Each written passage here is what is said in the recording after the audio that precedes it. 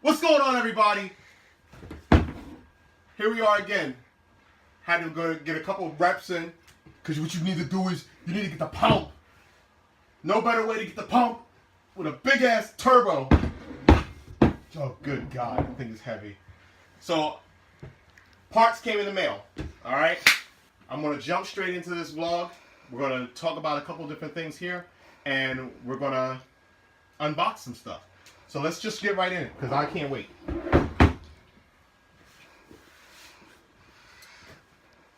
So I got a Koyo oil cooler. All right. So this is going to go, I'm going to take the factory one out, and this is going to go in place of the factory one. Because even though I like the factory one, but it's also 20 years old.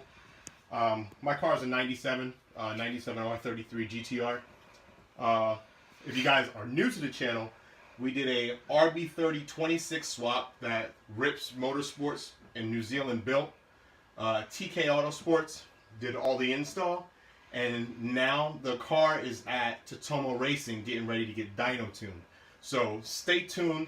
Watch this video. I will be posting up a video of that. We're excited. Let's jump right in. Alright, so this is a 19-row Koyo oil cooler. Really, really good design.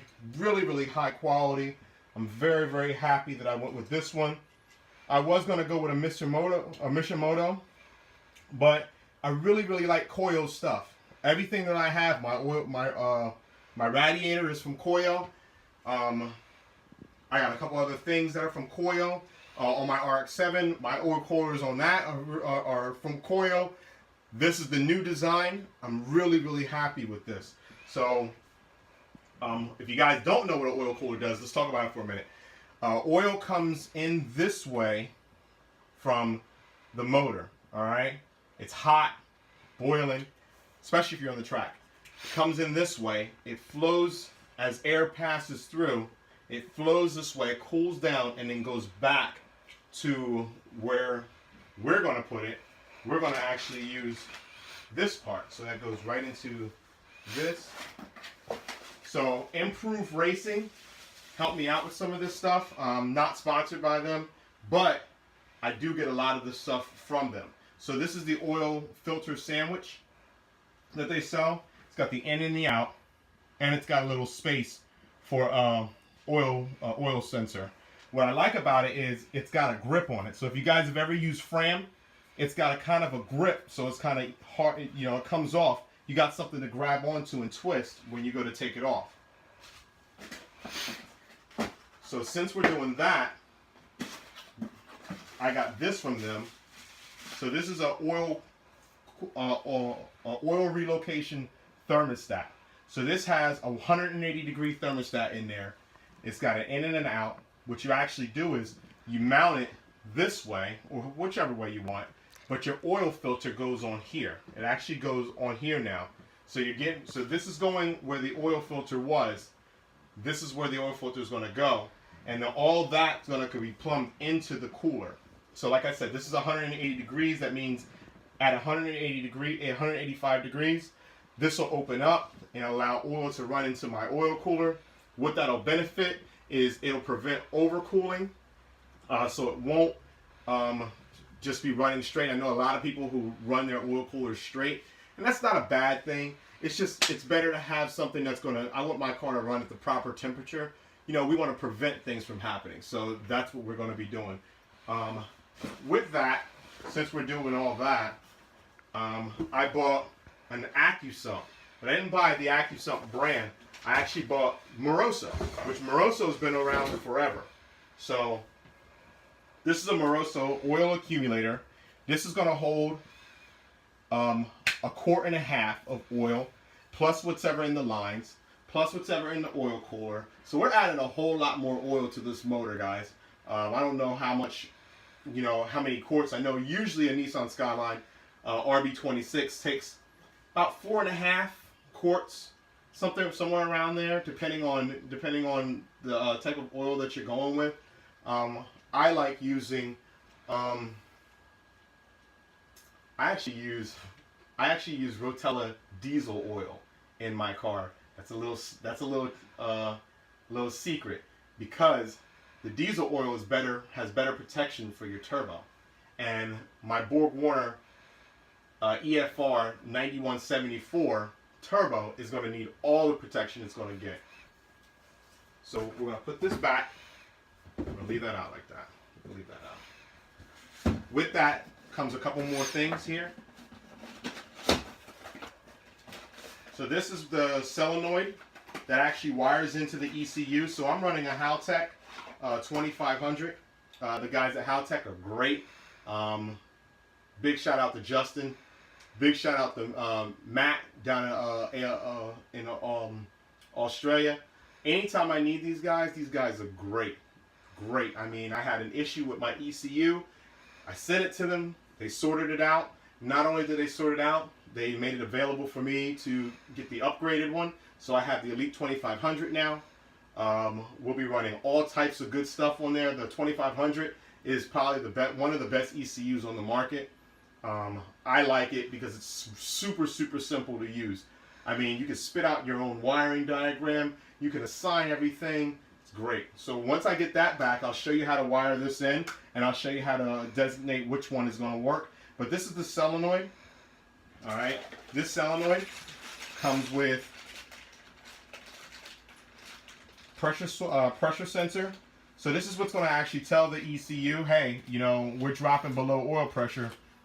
And the ECU is going to say, boom, kick this on, and it's going to push all the oil from the accumulator to stop that oil pressure drop. We know that in RBs, it's the biggest killer of the motor is the oil pressure. So one thing that we did is not only did we're going with all this type of stuff, but when the motor comes back, we also did a head drain for it to come down from the cylinder head.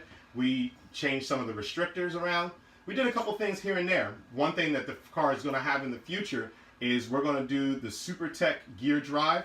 That's going to be one big thing that we're going to do. With that, we're going to use the Nismo oil cooler, because right now I'm using the N1 oil cooler. I mean, not the oil cooler. Yeah, okay. The N1 oil pump. So I want to use the Nismo oil pump with the N, and I'm going to replace that. I'm going to pull out the old N1 pump. All right. Moving on, because I'm getting tongue-tied. Let's talk about what else we have. So we have some brackets here.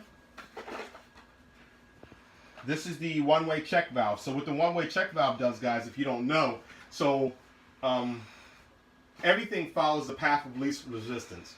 So oil is going to flow, directional.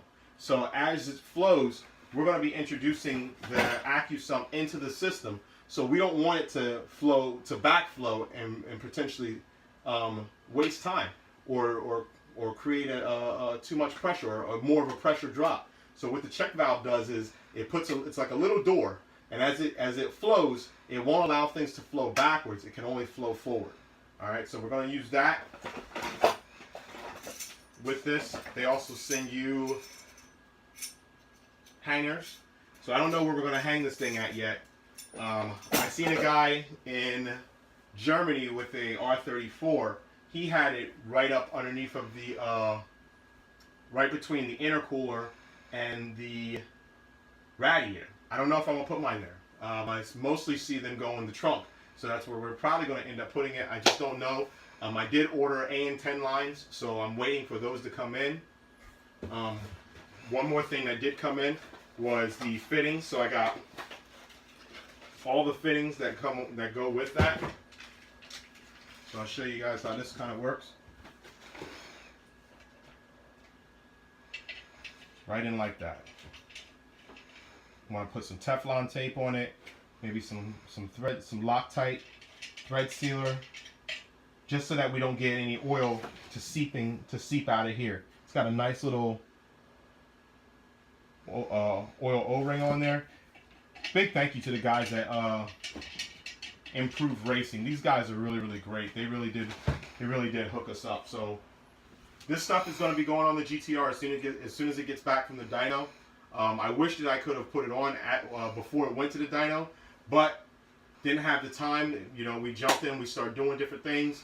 The dyno was 2 hours away, so it's kind of hard to jump back and forth, back and forth, back and forth. The car's there. I talked to Tommy. Tommy said that he's going to be tuning it pretty soon. Just waiting for him to give me that call. As soon as I get that video, I will be putting a dyno video up. I'll be putting up a dyno video. I'll be doing a full walk around. Everything that you guys are asking me for, I'm doing it because you know what? It's all about you guys. This is the build. This is our build. We're building this. It's going to be better than ever. I think it's one of the best GTRs in the country. Just saying. But, you know, of course, that's my opinion. I will be linking in below a full list of the full printout of what the car already has. And there's more things to come. I mean, this winter, we got the big brakes for it. I'm kicking around between Fortune coilovers and a couple other brands, TNs. I got TNs on my RX-7, and I really, really like how they ride.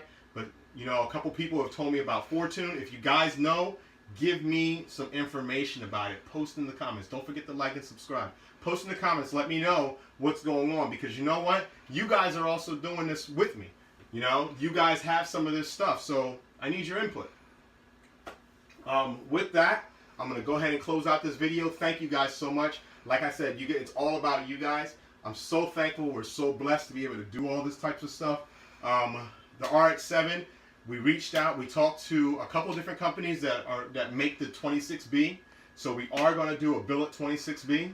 I already have the T56 already in the car. You guys saw that last video.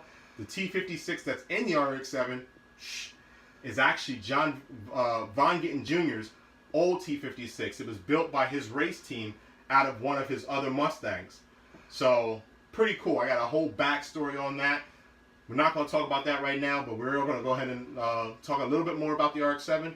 It's got an 8.8 rear with a electronic locking rear that's out of a Jeep. So, everybody knows that limited slip turns like this. And then when you go full lock, it spins that way. So it can actually allow both wheels to spin the same direction. Got a lot of good stuff going on. I am going to close out the video now. But thank you guys for watching. Don't forget to like and subscribe. Hit that smash that button so you get the notifications. And I will see you guys next time. Later.